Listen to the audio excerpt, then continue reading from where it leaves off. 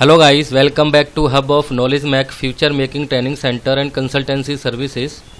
दोस्तों, आज मैं आपको बताऊंगा QMS के बारे में। QMS क्या होता है, किसी भी कंपनी में QMS को कैसे इम्प्लीमेंट किया जाता है, QMS को इम्प्लीमेंट करने के लिए इस पिरामिड का यूज कैसे करते हैं, लेवल 1, लेवल 2, लेवल 3, लेवल 4 पे कौन कौन से डॉक्यूमेंट बनाए जाते हैं और दोस्तों ऑर्गेनाइजेशन में QMS के क्या क्या बेनिफिट होते हैं। So friends, let be continue this video till end. तो दोस्तों, सबसे पहले समझते हैं QMS क्या होता है। QMS की फुल फॉर्म होती है quality management system. Quality management system is a set of documented activities that use to manage and control the organisation in strategic direction in order to meet customer requirements by continual improvement. Quality management system के दो component होते हैं, means quality assurance, other one quality control. किसी भी organisation को systematic तरीके से चलाने के लिए हमें QMS की ज़रूरत होती है ताकि organisation customer requirement as well as legal compliances को फुलफ़िल कर सके।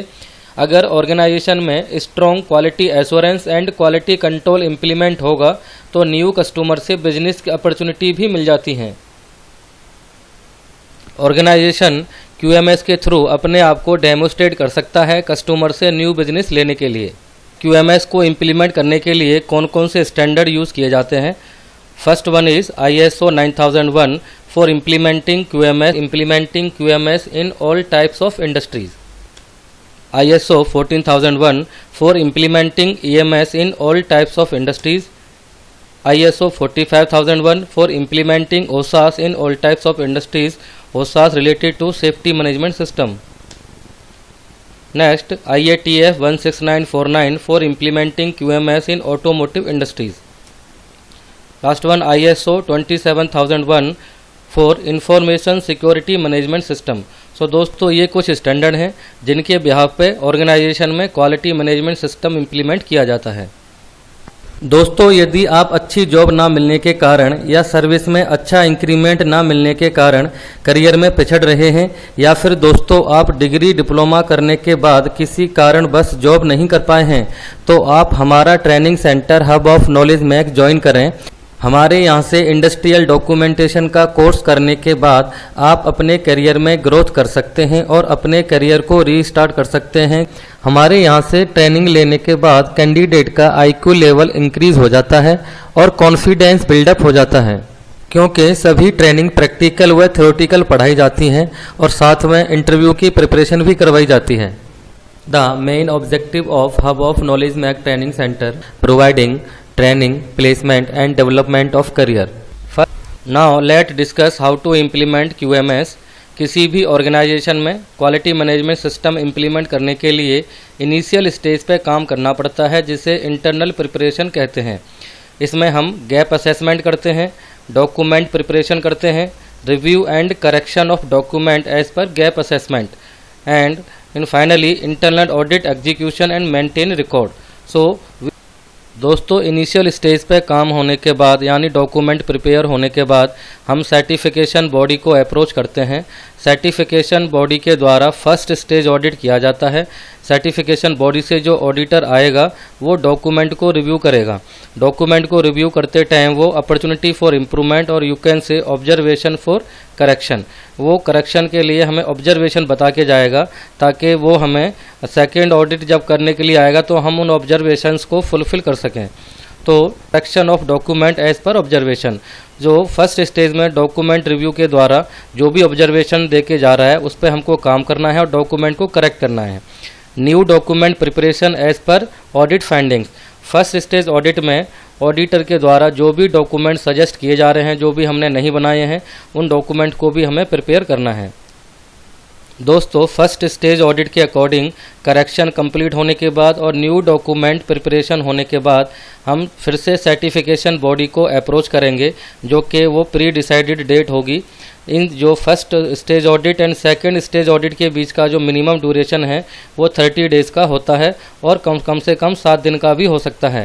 तो सेकंड स्टेज ऑडिट में क्या होता है, सर्टिफिकेशन बॉडी से फिर से ऑडिटर आएगा, वो follow up the last audit observations, यानी फर्स्ट स्टेज ऑडिट में जो ऑब्जर्वेशन निकाली थी उनका वो करेक्टिव एक्शन देखेगा और डॉक्यूमेंट का उन करेक्ट किए हुए डॉक्यूमेंट को रिव्यू करेगा।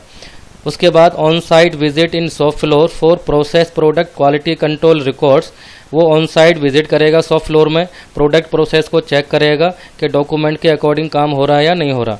फिर उसके बाद वो साथ साथ में एक एनसी की लिस्ट बनाएगा, उस एनसी की लिस्ट को हमारे साथ क्लोजिंग मीटिंग में शेयर करेगा, देन एनसी रिपोर्ट बना के भेजेगा। वो एनसी रिपोर्ट हमको क्लोज करनी है करेक्टिव एक्शन प्रिवेंटिव इम्प्लीमेंट करने के बाद।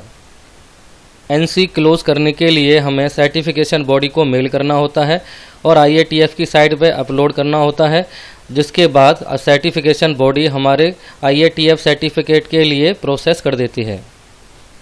दोस्तों, अगर आप क्वालिटी मैनेजमेंट सिस्टम इम्प्लीमेंट करने जा रहे हैं किसी ऑर्गेनाइजेशन में ISO के अकॉर्डिंग या IATF के अकॉर्डिंग, तो आपको PDCA कंसेप्ट भी पता होना चाहिए।